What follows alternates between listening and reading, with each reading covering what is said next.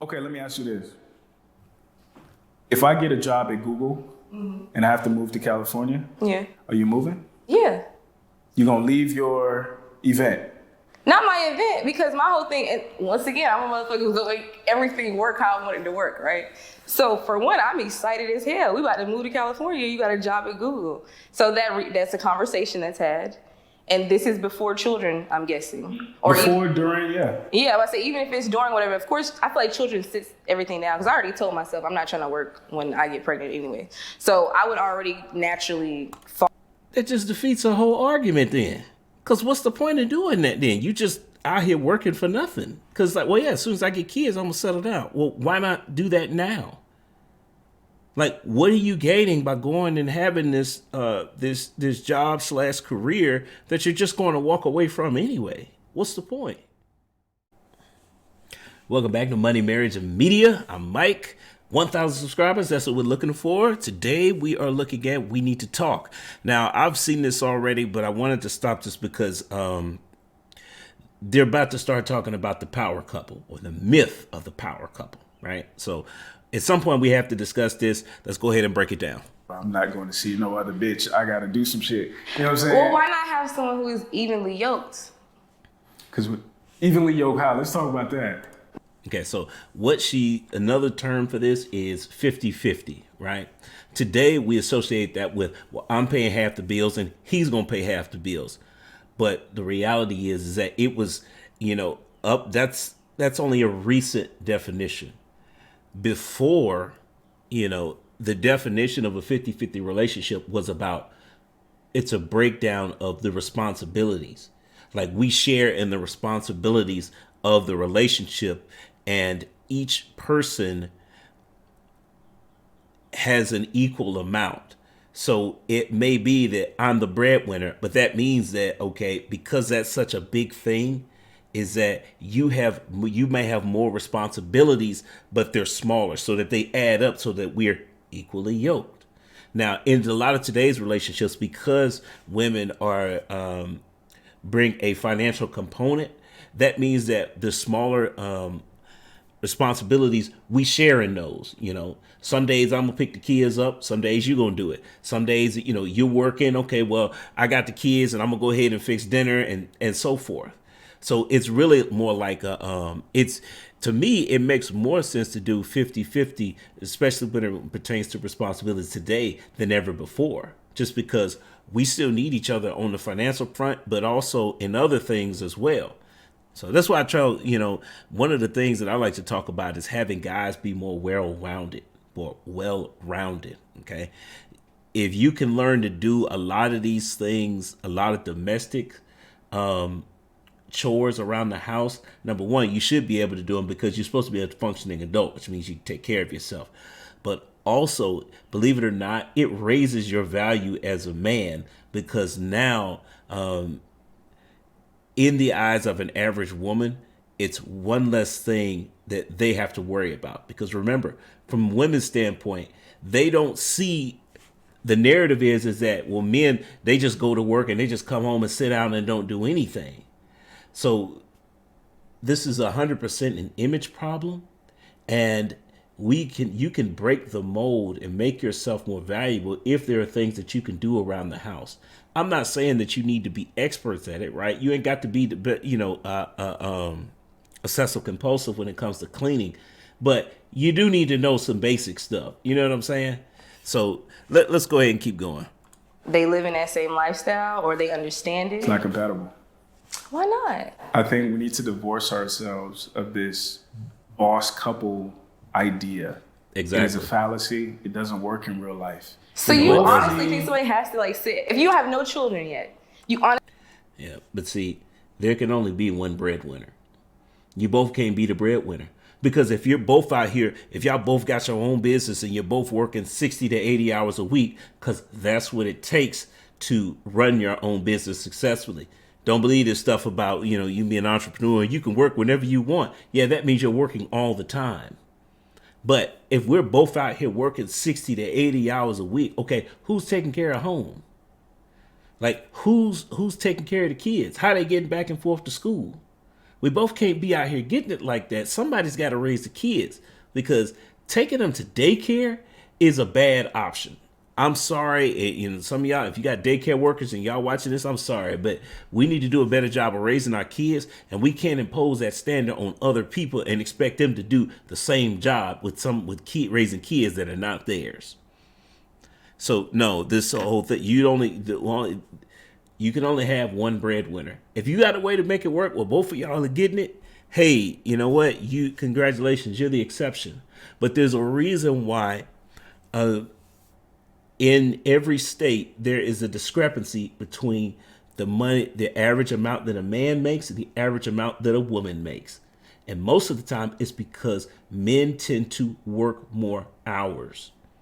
Why? Because a lot of times they're perceived as being the breadwinner. So yeah, little Johnny is sick from school. Well, we're gonna go ahead and call his dad. Hey, I can't take off work. Call his mom. Call my wife. She can come pick him up.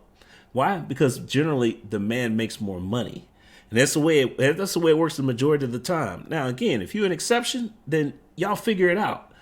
In most cases, this is why I say, well, look, we're getting off topic. Let me save it for the summary. I honestly think both parties have to so the woman has to sit at home while you run off to New York. What I'm saying is, good partnerships complement each other. They're not the same, right? So it's kind of like good cop, bad cop. Like if one party is the hustler, the grinder, the go-getter, the other party has to know how to complement that, right? Like LeBron James wouldn't still be married to Savannah if she was in the WNBA. I don't think like that. Not so much combat on the same level as that, but I'm just saying like moving. Okay, I used to date this guy once, right? And I used to do shows with my mother or whatever, so I was always on the road or whatever. But so was he. So each time we would meet up in different cities or whatever like that, and that was like the bulk of our dating. If we weren't, then we were in his city majority of the time. But we still were in the same flow together. Like, you saying that's not compatible. It works in your 20s. I would argue that it doesn't work in your 20s, because most men who are looking for marriage is because they want kids. So who's raising the kids? That's like I said before. How are the kids getting factored into that? Now, if you are having if neither one of you wants kids, then that's the scenario where that works. But most men who don't want kids, they're not looking to get married. So, you gotta kind of pick. I mean, if they do, men who don't want kids that tend to get married, they tend to get married later in life. You're talking about 40s, maybe. Sometimes they push it back further than that, just because they don't see it. There's no reason to. Why we got to get married? Why we got to have this paperwork? Why can't we just date each other and then let it be that? That even in with this guy she's talking about, at some point y'all gonna want to spend more time together. But if y'all if the only way y'all seeing each other is y'all meeting up in random cities, I mean, you expect that guy to be exclusive with you? I mean, how's that gonna work? He's off in other cities doing God knows what. Like, no, most guys that have a schedule like that, they tend not to be exclusive. I mean, let me just leave it at that. In the 30s, 40s, that doesn't work. No. I feel like it works before children. And then maybe, no. I think it could work for a select group of people. But if we're trying to think from a nation mindset, from a community mindset, it's not something that's sustainable. Like a very particular set of people have to make that happen. But thinking about it like just realistically, it's not sustainable. Because I don't believe that. If, for instance, one of the conversations that I have sometimes is she still with the guy? Let's say you're running a very successful event. Well, you do run a very successful event in Columbia, South Carolina. And you're like us. We couldn't coincide. Okay, let me ask you this. If I get a job at Google and I have to move to California, yeah, are you moving? Yeah. You're going to leave your event? Not my event, because my whole thing, and once again, I'm a motherfucker who's going to make everything work how I want it to work, right? So for one, I'm excited as hell. We about to move to California. You got a job at Google. So that's a conversation that's had. And this is before children, I'm guessing. Or Before, during, yeah. Yeah, I say even if it's during whatever. Of course, I feel like children sits everything down because I already told myself I'm not trying to work when I get pregnant anyway. So I would already naturally fall. That just defeats the whole argument then. Because what's the point of doing that then? You just out here working for nothing. Because like, well, yeah, as soon as I get kids, I'm going to settle down. Well, why not do that now? Like, what are you gaining by going and having this this job / career that you're just going to walk away from anyway? What's the point? Fall in line with that anyways. But Sierra Okay. before children is different Sierra. You know what I'm saying? So that's why I keep saying like it depends on like the flow of things. But I would instantly go to Google. And I have my event going hopefully here strong enough where there's already a team set. I can fly back and handle it for a weekend. I can still live in California. See, that makes sense. I'm talking about both people still hustling and all that. Two hustlers, no, it doesn't work. I feel like at the beginning, There we needs gotta to be a hustle. leader. How the hell are we gonna? But I'm saying, which direction are we going? We going in the same direction. Not necessarily. If you need to fly to California, I got to fly to New York. Who's looking after the kids? I keep telling you this is before kids. I know you got kids on the brain No, because but you have children. I'm saying like, because I'm all about sustainability. Yeah. I'm all about, okay, it can work now, but is it going to work 10 years? And that's why I feel like conversation is so important. Because if we enter conversation together and we're dating and I'm just like, I'm all about the hustle, don't expect me to have your kids or none of that, you know, like then you already instantly know that this isn't sustainable. This shit is gonna have to end at some point. This is gonna be hustle bae until I find a new bae. You know what I'm saying? But if you're talking to her and it's just like, hey, I'm down to hustle until, you know, I have my first child and then, you know, I'm all about just getting domesticated. Are you gonna be able to handle that? You know what I'm saying? Here's the other thing though. A lot of times. What? This is also marriage. We talking like a real relationship, not dating. Because dating is skeptical. Because it's like, there ain't no paperwork. But it's the pregame though. It is the like a lot of pregame. people say, oh, I'm not gonna do Yeah. while we're dating, but suddenly I'm gonna do it. I don't know how to. Right? And that's what happens a lot. You hear women, I ain't gonna cook until I get married. No, Where did you get your recipe? That's extreme or whatever. Like But that. I'm saying a lot of times we think something magically changes when people say I do, but But it that's doesn't. once again why conversation is had. Because if I was talking to you and just like when I was throwing Bible out and you weren't responding to that, I'm taking mental note of that shit. 'Cause it's like, you know, I didn't tell Well, you. that's because I'm critical about Christianity. But- But that's but a that's- whole. Okay, we're starting to go off the rails here. The point is that, you know, that the relationship that she's talking about sounds good until that guy meets a woman who is in the same city he's in and she doesn't have to leave. See, that guy is going to get tired. He going to get that job at Google. Yeah, that's fine. And she going to be flying back and forth to South Carolina or wherever she's going. That'll work for a little bit. But at a certain point, that guy is going to get tired of missing his lady. And he was like, okay, at some point, he's going to ask you to stop. And then it's like she's talking about, well, I would only do it until I have the first kid. Okay, but again, what's the point of building all that stuff if you're just going to walk away from it? I mean, you're talking about a drastic life change. But that's assuming that in order for that to work, you have to get married later. But even then, remember that that you're pushing against the clock here. See, this is why I say we need to be getting married earlier so that you guys can have some time to figure some stuff out, because it takes time to build a career, especially when you're younger, because you don't have the network, you don't have the experience. So it is literally just a grind, and it's going to take you a couple years to build it up to where you want it to be. The problem comes in and is that Mother Nature says only gives you so long. This is why I say the optimal age for marriage is probably going to be about 25, because then you guys have a couple years together as a married couple to where you can strengthen your foundation. Now, if in that time, if I got the job at Google in California and she's still flying back and forth to South Carolina, there's going to be a timestamp on that. And it's like, okay, we need to wrap this up, because no, I'm not going to sit here and do this. You can't be a part-time wife. Like you flying all over the country. Now, if she's the breadwinner, that's different. because then her job is literally all over the place. But then you're in a situation where you wouldn't be trying to move to California for a job anyway. That doesn't make sense. And you probably already have kids at that point.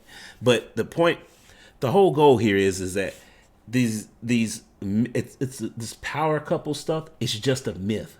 We're both the breadwinner, right? We both out here getting it, okay? But that means that your home is falling apart because nobody wants to cook dinner for a family after you've been working a 12-hour day. Like, who's washing all the clothes? We both been at work for 12 hours and get home and it's dirt and it's piles of laundry everywhere. Sinks full of dishes. Or maybe the trash is full because we've been eating takeout, but that's another issue. But again, how are we supposed to divide those? Because you can't divide up those responsibilities. We both the breadwinner. We both tired. I'm tired. You tired. Like, there has to be, this is why there can only be one breadwinner. Whoever the secondary person is, that doesn't mean they're not working.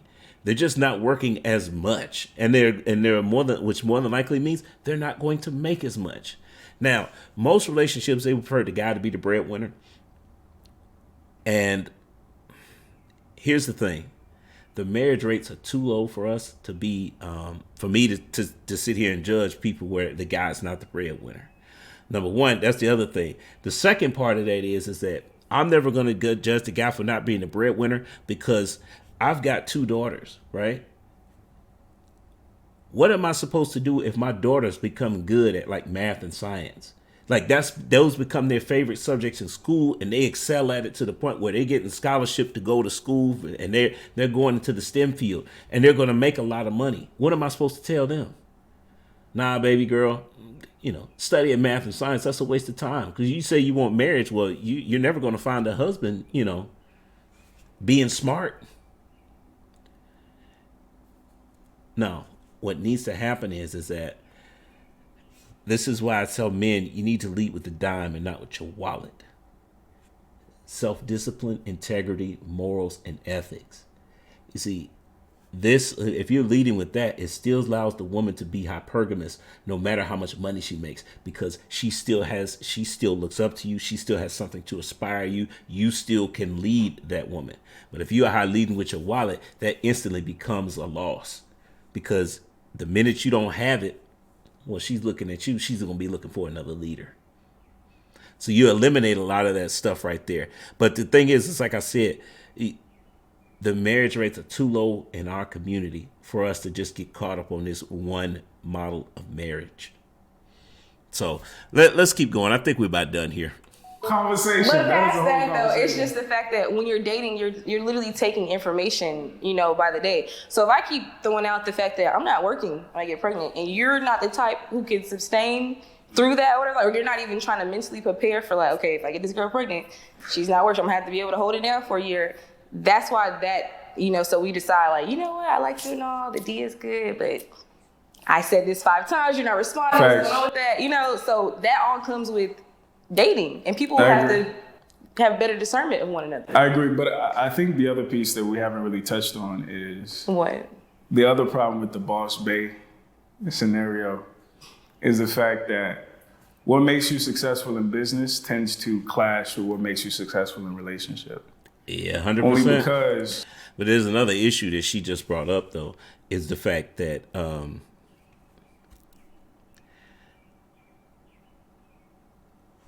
if the guy does not make enough to sustain the relationship with him being the breadwinner for a year, right?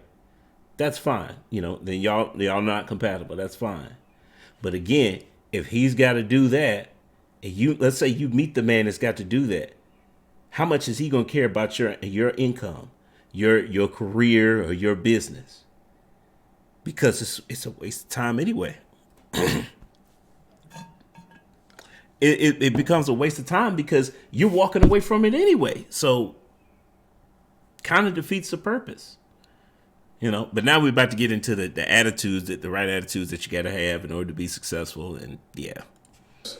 Like a lot of our women right now are killing it. They're killing it in corporate America, at their law firms, at their doctors, the whole nine. And there's a certain mindset, there's a certain disposition you have to kill it out in the world.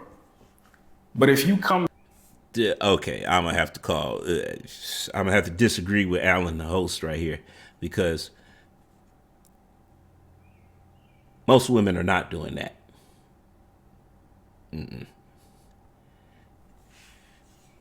All these jobs where the myth of the hyper successful woman is just an exception, and that's a small percentage of women. You're talking about 15% of women who make $75,000 a year. That means 85% make less. So it's not like that, and you know, it goes back to what I was saying before about, okay, if you're killing it out here, then, well, you know what? Let's go ahead and hear this. Come back home and you start talking to me like I'm one of your employees. Once again, all goes back to communication, and all goes back to you, black man, getting out of your head. You know what I'm saying? Because that is you drawing up in the conclusion that ain't even happened yet. You seen your homeboy get talked too crazy. You like, man, that bitch make more money than him. Wait a minute. Let's go back, because. But if you come back home and you start talking to me like I'm one of your employees. Once again.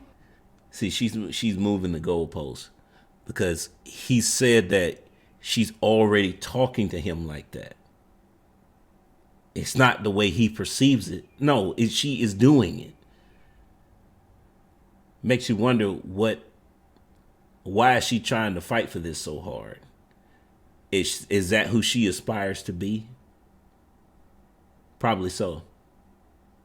Because it's hard for me to fathom she's putting up this much, she's being this disagreeable about the concept, and it's not affecting her personally.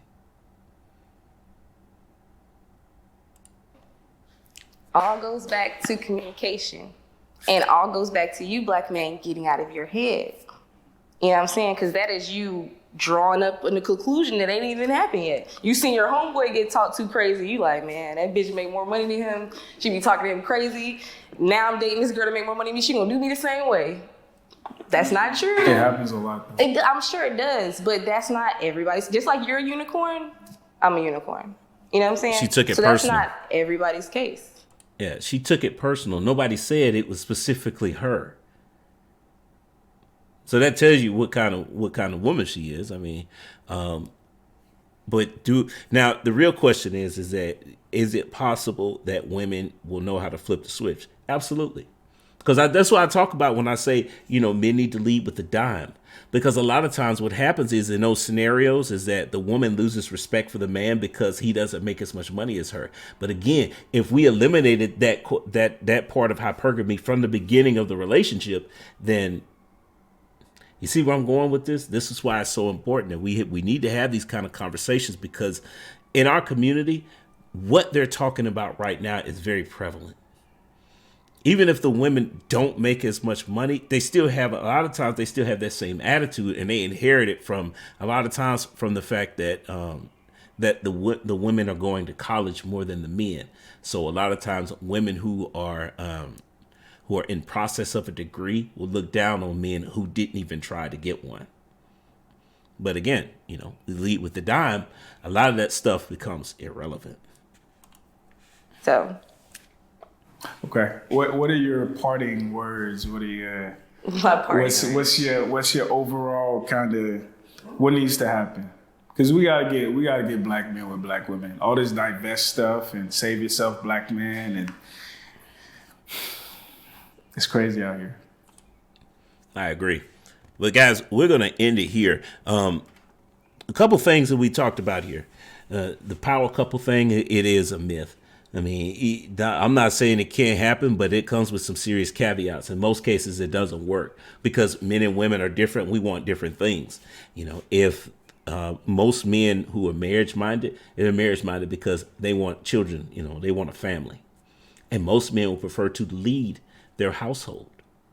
So an idea that if you're not leading with money, then what tends to happen is that your woman will respect you no matter how much money you make, but you have to maintain those 4 categories. You have to maintain a step above her, because anytime that she starts to catch up to you, then you're going to have some issues. But as long as you're able to do that, then she's not going to care about how much money you make. Now, does that mean you're getting a free ride? No, you still need to maintain a full-time job, because you still got to be able to support yourself. No woman wants to marry a man who can't support himself. No. But the whole idea is that we are talking about a balance between the two people, husband and wife, to where we're assigning responsibilities so that we have a relationship that's balanced. Because remember, that's the whole thing about relationships. That's one of the things that when relationships are out of balance, that's when things tend to start getting harder. So it's up to you as the man to lead with the things that you guys are going to find or going to agree that are important. And it's up for you to maintain the leadership role by making sure that you are outranking your woman in those categories. This is why, the vetting process is another social construct that's broken. But one of the things that we as men vet other men on that are coming, that want to marry our family members, our daughters in particular, we want to see that man's character. Because again, if he has more character than my daughter, then I know that she has somebody to look up to. She's going to respect him. A lot of times, I think what happens with the power couple is that besides the obvious, nobody's there to take care of home, but often what happens is that husband and wife end up competing with each other. And see, both of them are leading with their wallet. So whoever ends up making the most money ends up leading the relationship. And ultimately, if that happens where the woman is leading, ultimately she's going to lead it right to the end, because she would have lost respect for that man just because he's not a competitor anymore. And in a lot of cases, this happens a lot in our community, where the guys will get tired of competing because there are no points for beating your wife in a competition. If you win, it's like, but you beat a girl though. If you lose, dude, you lost to a girl. So there's no inherent value. So eventually the guy's just going to say, screw this, whatever you want, just go with it. I don't care. And ultimately, like I said, because that man is not competing anymore, the woman loses respect for him. He becomes lower value in her mind, and she wants out of the relationship. Now, I say the power couple thing, while it can work, the vast majority of the time it doesn't. And most men are looking at that like, this isn't worth it. I didn't bust my butt out here just to have a woman who's going to do the same thing. I'm doing it so I can take care of a family. And then we run into that other issue of that when men make money, it's because I want to have a family. When women make money, it's because it's all for me. So there are a lot of dynamics that push against the fact of a power couple working. In most cases, I wouldn't recommend it that you even try that. Just go find somebody else, because the odds are not in your favor. They're dramatically not in your favor. So, but guys, great conversation for We Need to Talk. Make sure you go subscribe to his channel. I think he has a live event coming up too. I will definitely be there. So I'm gonna say goes to the next time. Peace.